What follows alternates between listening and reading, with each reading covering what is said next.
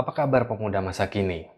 Sebagai warga Paruh-Baya, saya seperti punya kewajiban untuk berbagi pengalaman.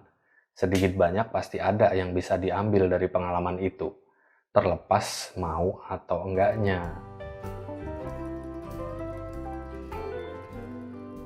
Minggu kemarin saya sempat berdiskusi bareng dua anak kuliahan. Yang satu belum lulus dan jelas sedang galau akan masa depannya. Yang satu lagi baru aja lulus dan sedang mempermasalahkan status pekerjaan di KTP. Katanya, kenapa nggak ada strata pengangguran pada kolom pekerjaan di sistem kependudukan? Pertama-tama saya ucapkan selamat. Selamat bergabung dengan 999.000 lulusan kuliah yang senasib. Kalau dijadiin satu partai politik, partai pengangguran sudah pasti bisa dapat kursi. Kedua, saya nggak merasa saya juga bisa memberikan solusi. Hanya pernah beruntung dalam menghadapi masalah mencari kerja. Mencari kerja itu sulit, tapi pasti ada caranya.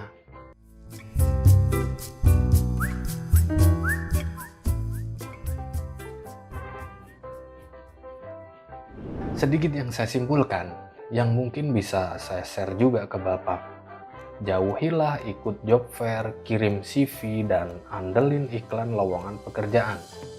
Kenapa? Karena sangat nggak efektif, Pak. Kita harus kirim ratusan lamaran untuk satu jenis pekerjaan. Kalau di persentase, keberhasilannya maksimal 10%. Bukan berarti nggak bisa dan nggak boleh, tapi kurang efektif. So, gimana yang efektif? Cari bosnya, Pak. Lebih baik langsung ngobrol sama pengambil keputusan. Orang yang memiliki power untuk merekrut lu. Tunjukkan kalau kita itu mampu, capable, dan bisa jadi solusi sebuah perusahaan. Pasti lu mau ngomong, lu itu kan nanti ada di fase wawancara. Itulah, Pak. Kita harus potong jalur, jadi kita nggak dianggap sebagai tumpukan file di meja personalia. Pertanyaan selanjutnya, bagaimana caranya kita bisa potong jalur langsung ke bosnya? Buat list perusahaan yang kita incar. Daftar 5-10 pekerjaan. Mulailah mencari. Mencari info sebanyak-banyaknya, cari gimana sistem kerjanya, suasana kerja, dan utamanya sistem personalia. Cari info tentang siapa pengambil kebijakan di sana, kapan mereka adain rekrutmen, apa kriteria pekerjaannya, dan gimana caranya untuk bekerja di sana. Temukan kontak. Kontak adalah orang yang bisa kita akses secara personal, orang yang jadi informan kita, orang yang bersedia membantu kita. Caranya, selain lewat kontak atau temennya temen, contoh, kita punya teman yang memiliki kenalan dan kebetulan bekerja di perusahaan target kita. Atau bisa dengan silaturahmi langsung. Kita cukup datang ke sana dan ngobrol-ngobrol. Tapi jangan langsung to the point. Ada teknik untuk mulai obrolan dengan tujuan berbeda. Nanti suatu saat kita bahas juga. Dengan kontak dan hubungan lebih personal inilah kemungkinan kita diterima bisa naik jadi 80%. Yang pasti, jangan nodong kerjaan di pertemuan yang pertama. Jika menggunakan metode konvensional seperti job fair, CV, dan iklan, kita ibarat nembak pakai senapan mesin, brutal, banyak membuang peluru, tapi belum tentu kena sasarannya. Jika kita pakai metode talk to the boss, kita seperti menggunakan sniper. Sasaran sempit, terukur, tapi memerlukan kesabaran dan waktu. Oleh karena itu disarankan banget kepada adik-adikku mahasiswa nih untuk ambil ancang-ancang sejak di bangku kuliah. Tapi nggak ada salahnya, nggak ada kata terlambat mulai dari sekarang kita menggunakan metode-metode tadi.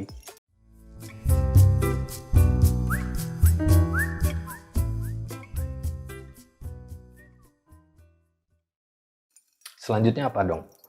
Katakan pada dunia, beritahu keluarga kita, pacar, teman, dosen, Pak RT, Pak RW, Pak Lurah, Pak Camat, Pak Gubernur, Pak Bupati, Pak Presiden, Tuhan, sebar info bahwa kita sedang cari kerja. Ini penting karena info dari orang lain akan sangat membantu. Bisa info lowongan atau kontak. Seorang sarjana fresh graduate biasanya masih menganggap dunia kerja adalah dunia eksekutif bergaji mapan dan nyaman. Mereka belum melihat kenyataan bahwa diperlukan penderitaan untuk meraih kesuksesan. Mereka biasanya merasa alergi dan malu untuk daftar ke perusahaan kecil yang kurang bonafit dan high profile. Padahal belum tentu.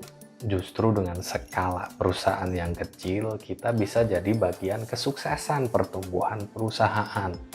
Jika kita masih belum dapat kerjaan, nggak ada salahnya melamar di perusahaan kecil.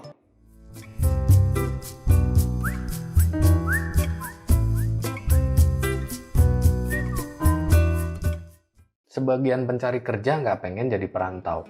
Mereka menolak untuk hijrah, lahir di Jawa, besar di Jawa, kuliah di Jawa, kerja ya harus di Jawa. Padahal dunia ini luas, Bung. Masih ada wai ngapu atau bau-bau. Maksudnya sebaiknya kita memperluas skop pekerjaan dengan hashtag bersedia ditempatkan di mana saja asal bukan di neraka.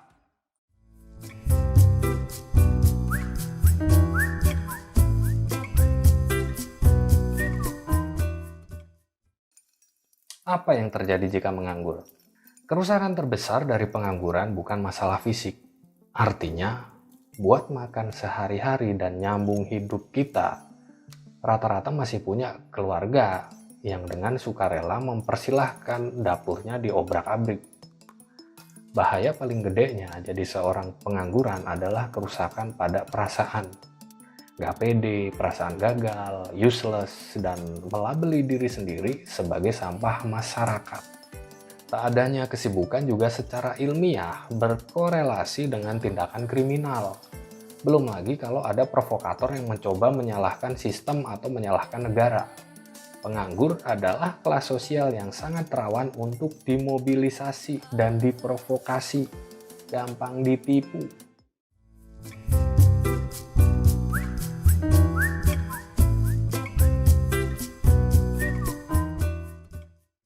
Apa yang bisa dilakukan kalau masih menganggur?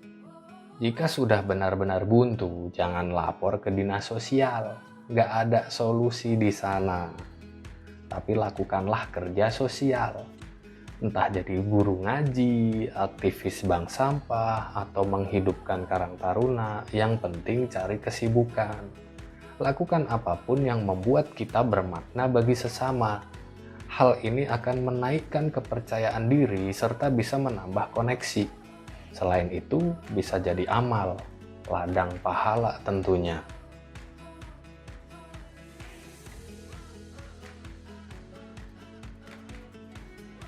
Upgrade.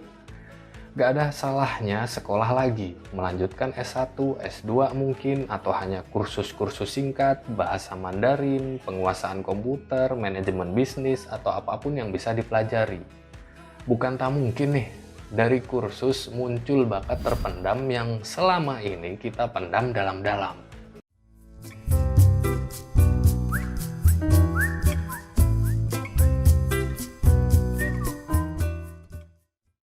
Usaha mandiri. Ada banyak program wirausaha kreatif dengan modal hibah akhir-akhir ini. Cukup dengan proposal dan ide, kita bisa mendapatkan kredit atau giveaway dari pemerintah, meskipun kredit mikro. Justru, kita bisa mengikuti jejak banyak pengusaha sukses yang memulai dengan bisnis ecek-ecek. Kita pasti sudah tahu banyak lah tentang masalah ini. Akhir kata, saya selalu teringat pesan Rasulullah. Sebaik-baik manusia adalah yang berguna bagi sesama. Sebagai warga Parubaya, saya hanya bisa sharing sedikit ilmu yang saya tahu. Selanjutnya, yakinlah Tuhan memberikan yang terbaik untuk kita semua. Tak ada penciptaan yang sia-sia dalam semesta. Teruslah berusaha kawan. Sekian, semoga bermanfaat. Bye.